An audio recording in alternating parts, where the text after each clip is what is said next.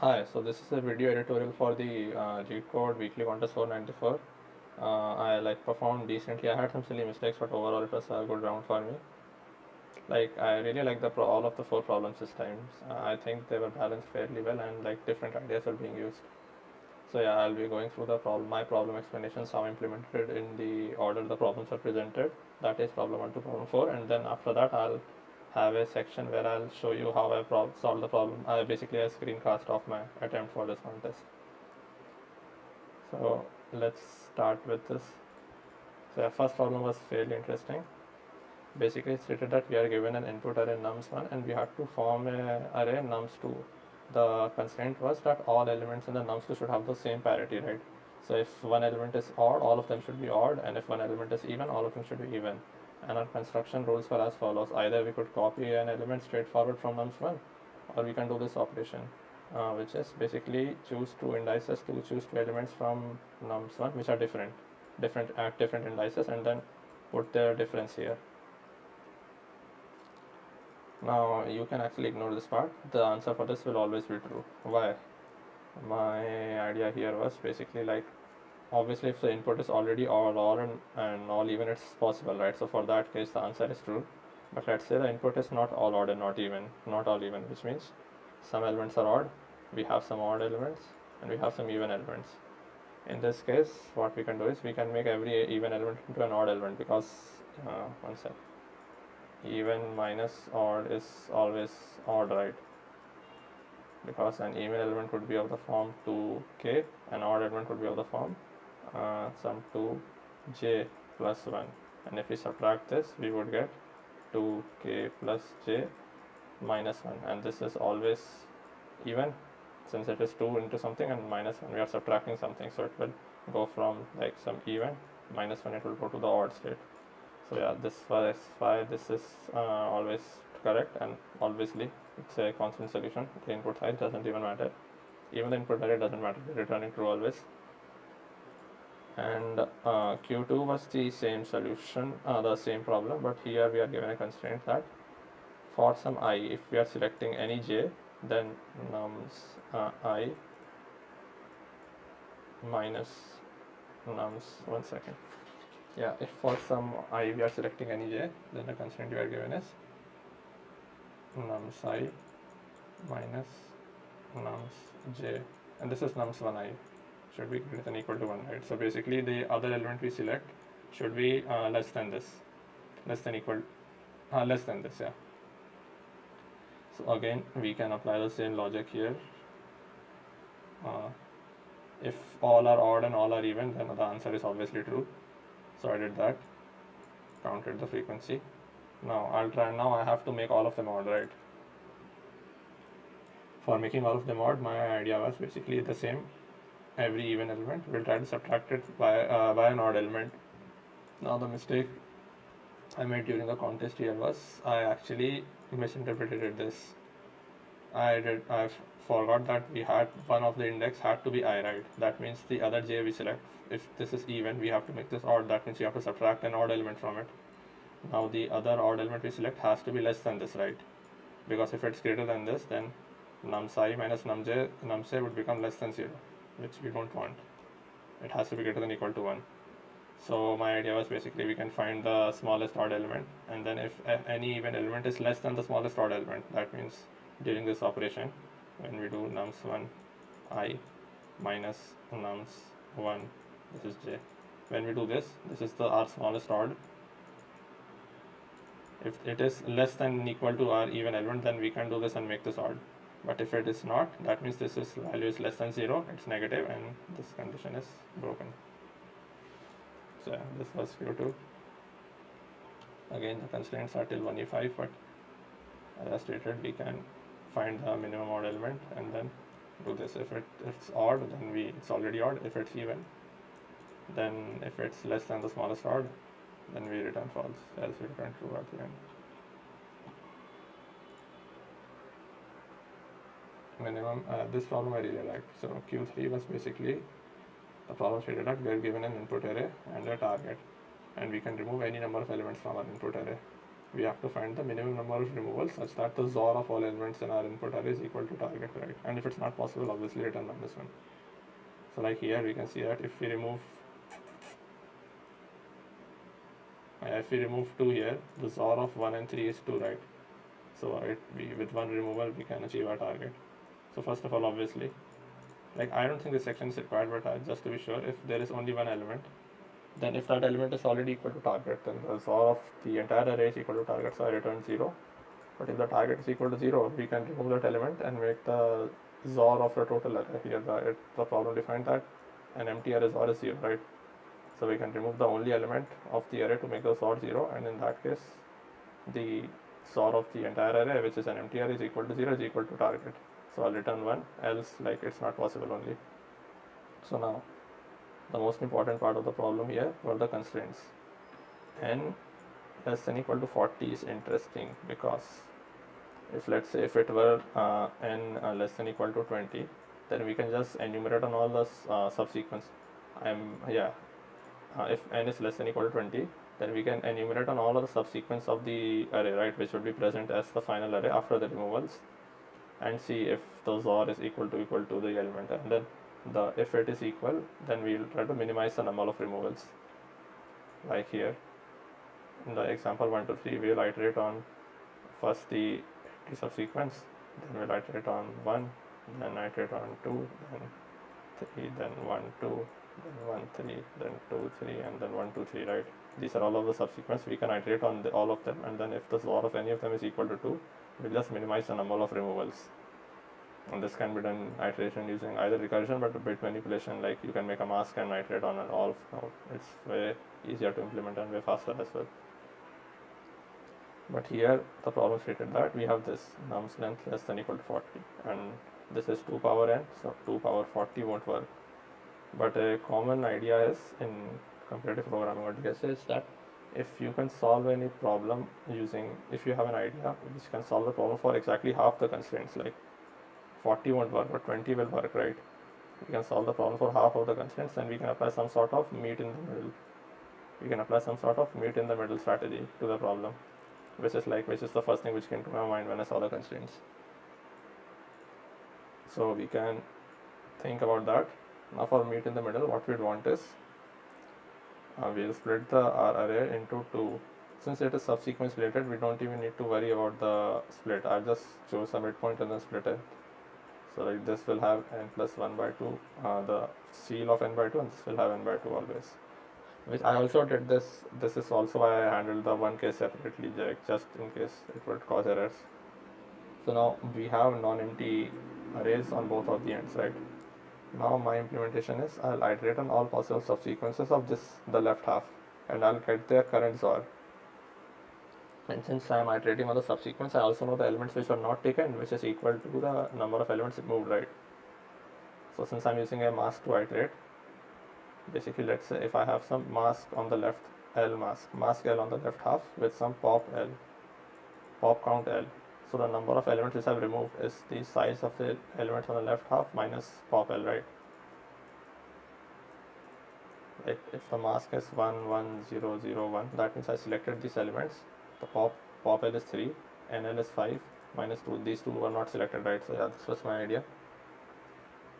Now I have the elements and I also have the XOR, let it be X, of the left half. Now what I want to do is I want to find, and now since I already know my target, right, I know I want to find a Y in the right half such that X XOR Y is equal to our target.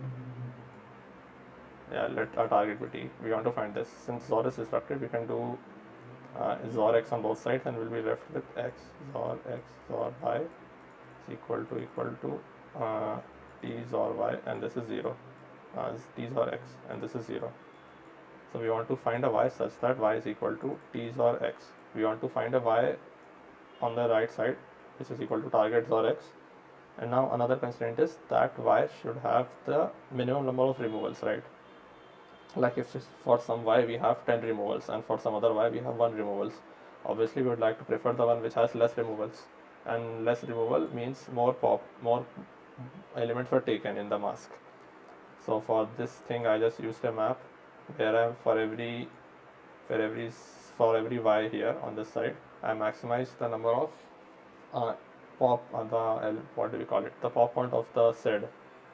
Basically, like if I have to give an example, let's say we have we have one subsequence with 3 on the right side and one with 2 1. Here the XOR of both of them is actually 1 second, my bad. Yeah, XOR of both of them is 3, right? And this is 1 1 and this is 1 0 XOR 0 1. So this is also same. But here it's only one element and here it's 2 elements. So in this case I would prioritize the one with more elements, since that means less removals. So this was my idea, and then for every x I can find the y if it exists. If it doesn't exist, then we don't do anything. If it exists, we find the one with the most number of elements, and then we just minimize. So this was my implementation. This is my left and right arrays, how I split it, my masks. Now here XOR pop is basically that for some XOR value, what is the maximum number of elements for some XOR. So I first got the XOR based on my mask. This is for the right side, right? I got the pop count, and I'm maximizing the pop count. Now I'm iterating on the left half and getting the pop count and number of removals. The number of removals is NL minus pop, right, as I stated. Now I'm getting my Y. If it exists, then I'm just getting the number of removals on that side, since that would be pop minus the count minus the pop, right? And then I'm minimizing answer, and at the end I initialize it to some very large value, and if it's less than that value, that means we found an answer, else it's -1. So fairly, like, I'm seeing a meet in the middle problem on LeetCode after a while, so that's cool. Okay, 4K submissions, that's not cool. Alright, so yeah, Q4.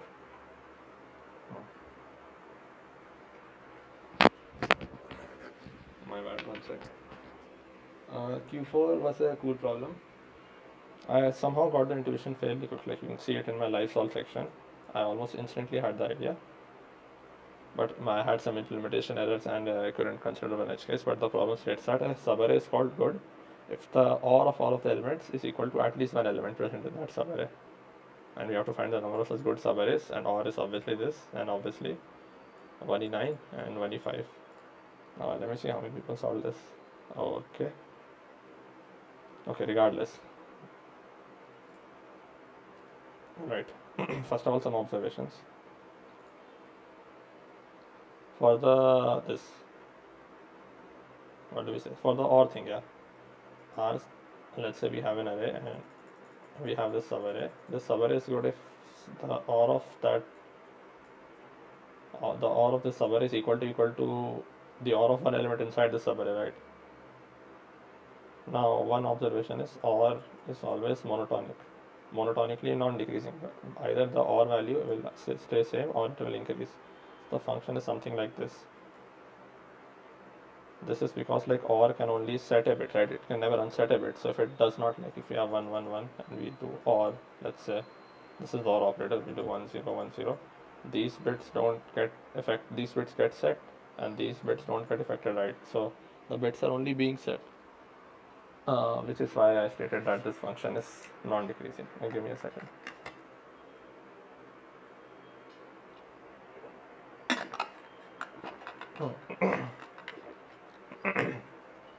So my idea was, like, for the condition to be true, the OR of the element has to be equal to one element inside the thing.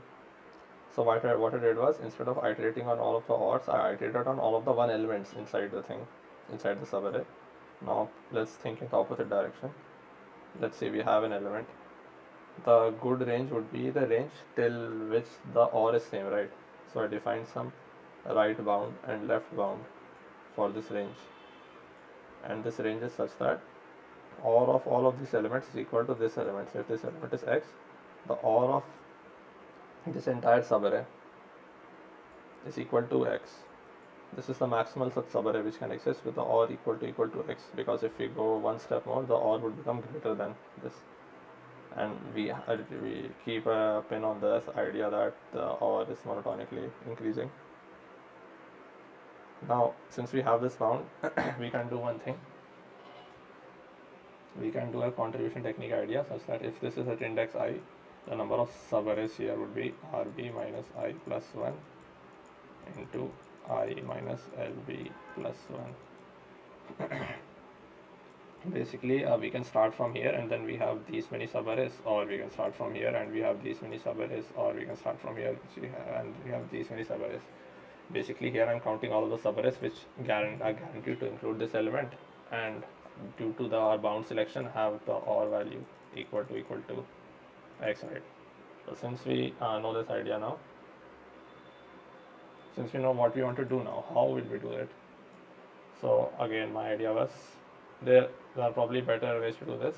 How I implemented it during the contest was I exploited the property that OR is this monotonically non-decreasing, and the property that the function itself is idempotent as well. Basically, A or B can be A, right?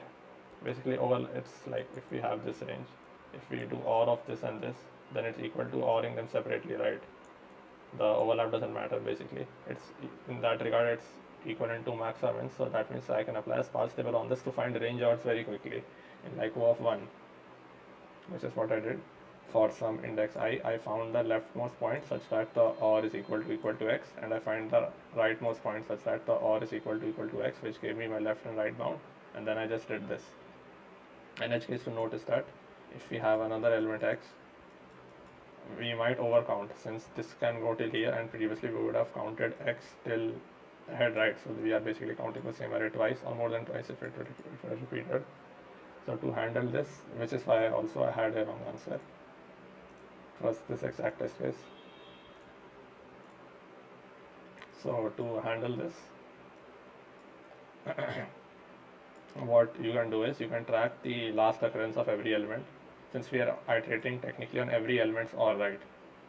So I picked the last occurrence of every element, and instead of putting in my binary search, I made sure that my value doesn't go less than equal to the last occurrence. So basically that was my lower bound of the binary search. So yeah, I think the idea for this was simple.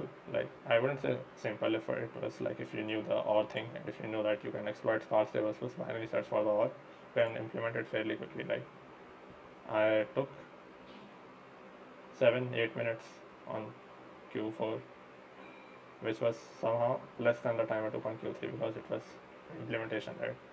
Q2 I could have like, alright, this is besides the point, I'll show my implementation first. This is my sparse table template. Basically it will, after n log n build time,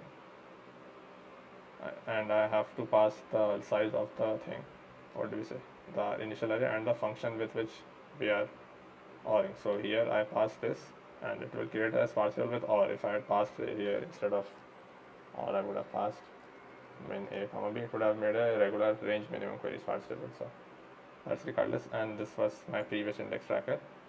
So for every x element, let this be the initial left and right bound, because for sure we know that at least one such subarray will exist, right, where x is equal to OR, the singleton subarray.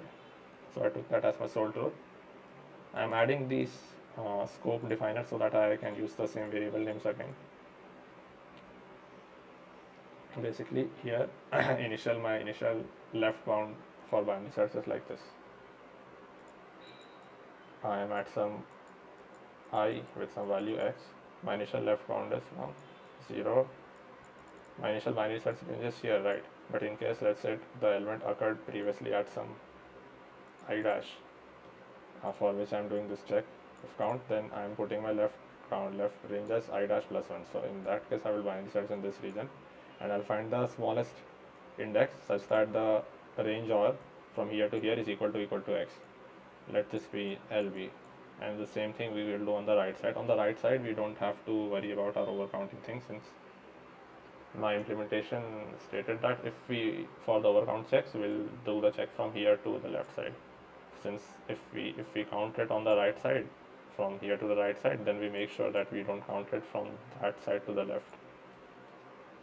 You can think about this idea. It's a fairly common idea where on one side we have a strict inequality, on the other side we have a loose inequality. So on the right side my bounds were I to n minus 1, basically here, right, I to n minus 1, and to find the maximal such index such that the OR is equal to x, which is my element. Basically if it's equal to x, then we can extend more, else we have to go back and then we set the right bound as well. Now just the formula is stated, add it to the answer, and then minimize this. Not minimize this, set the previous index. So yeah, this was my thing. Fairly decent contest. Like my rank will probably go to 190 or something, because there are like unfortunately a lot of cheaters here, but it is what it is. Alright, yeah. Like after this I'll attach my live solve section and you can look into that if you want to see how I approach the problems in a live contest scenario. Alright, bye.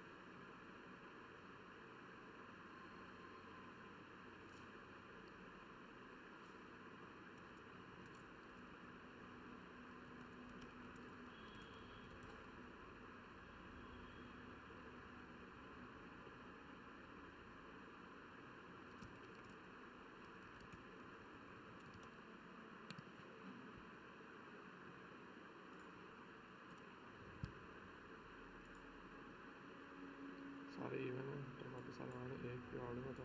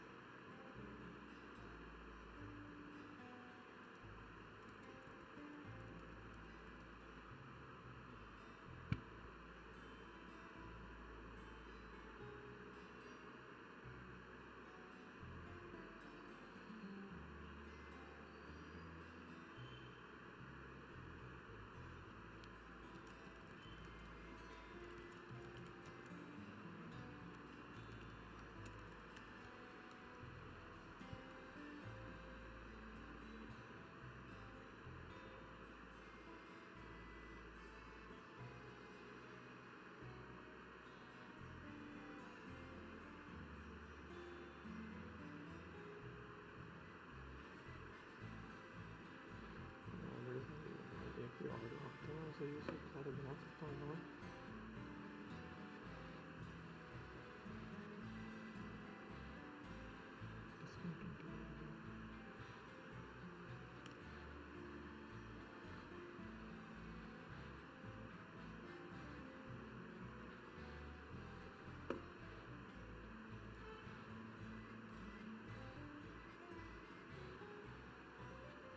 मैं हमारे सारे order already जो काफ़ी सारी event नहीं तो एक order हुआ था कि इवेंट में नहीं करते डिफरेंस है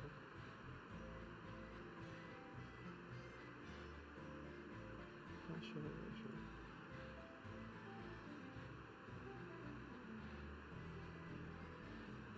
हाँ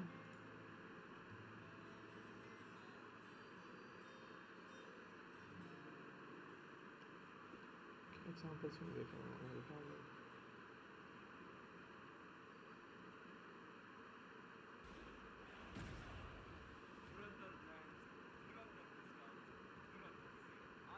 Oh, fuck.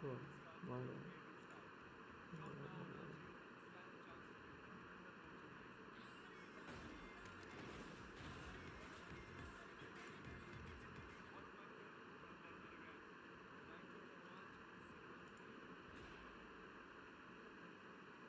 मैं उस रास्ते पर धीरे धीरे चलता जा रहा था जहाँ सिर्फ परछाइयाँ मेरे साथ थी।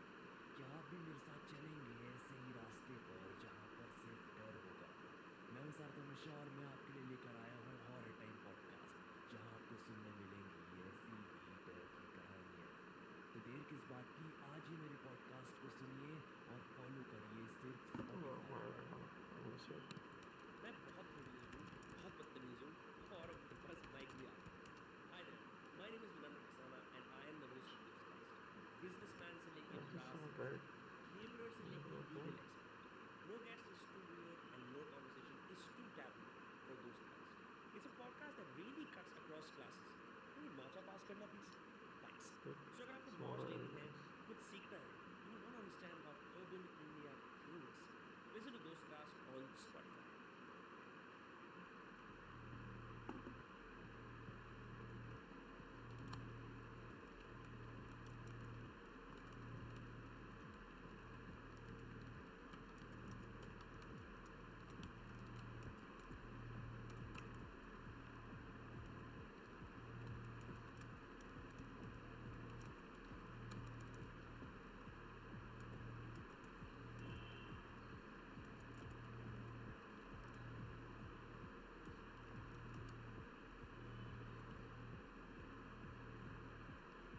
All odd.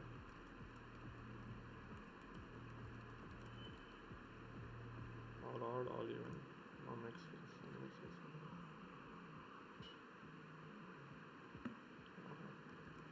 Like all odd, all odd.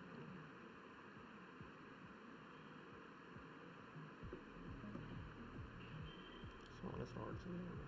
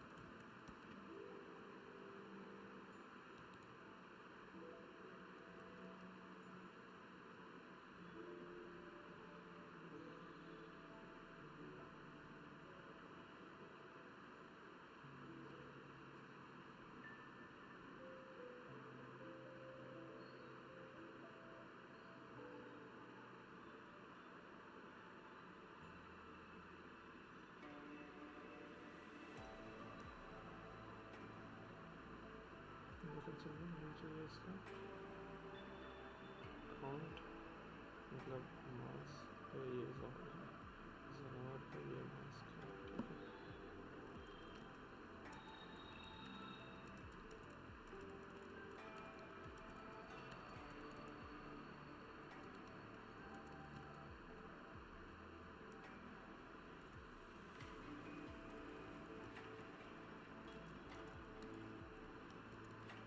Panel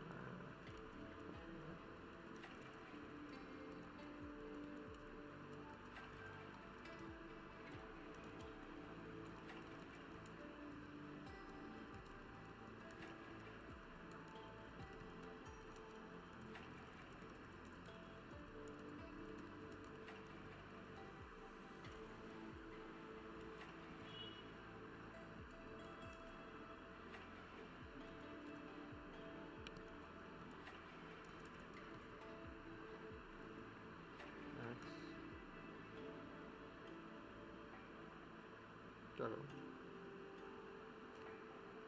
नम और होगा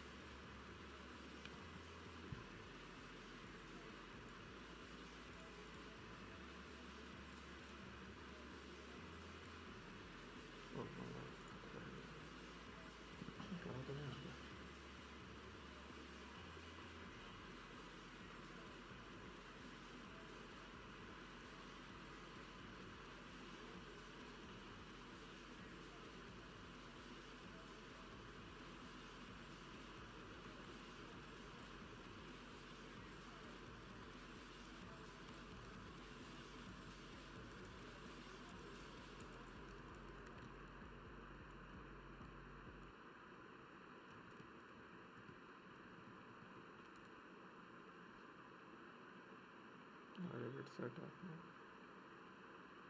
मास स्केल में थोड़ी ना होगा यार, मास्क होगा भाई क्या. Whether you're relaxing at home or out and about, make your music move with you. With Premium, you can download your music at higher quality, listen to songs ad-free, and play them in any order. Tap the banner to learn more. मैं maximum power of out नहीं रहा. मैं क्या कर रहा हूँ, मैं इसका टारगेट का देख रहा हूँ, मैं देख रहा हूँ इसका प्रॉफिट ना हो. Can't get enough of your song of the moment? Download and indulge in the tracks you love over and over again with Spotify Premium. Tune in to discover an ad-free music listening experience where you can play your favorites in any order. Tap the banner to learn more.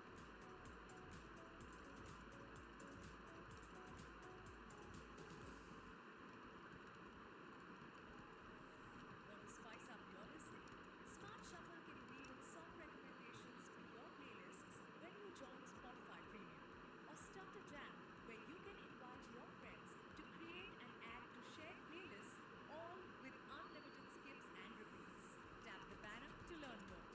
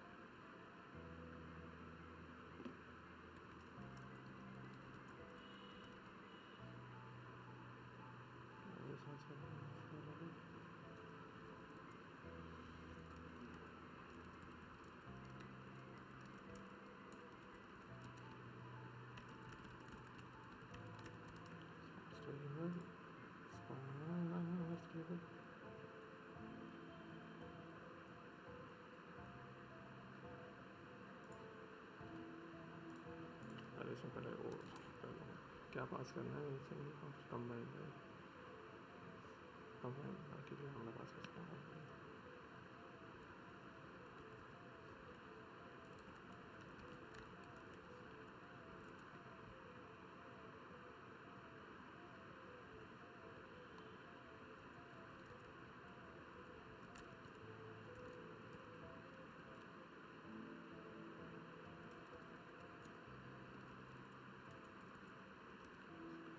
कैसे CL का है check करते हैं.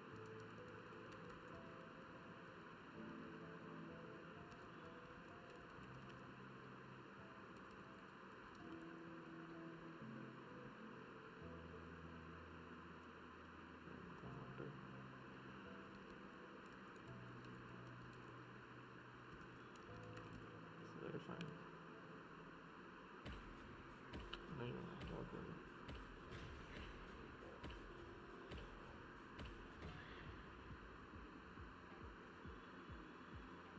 इसकी wait कौन करेगा.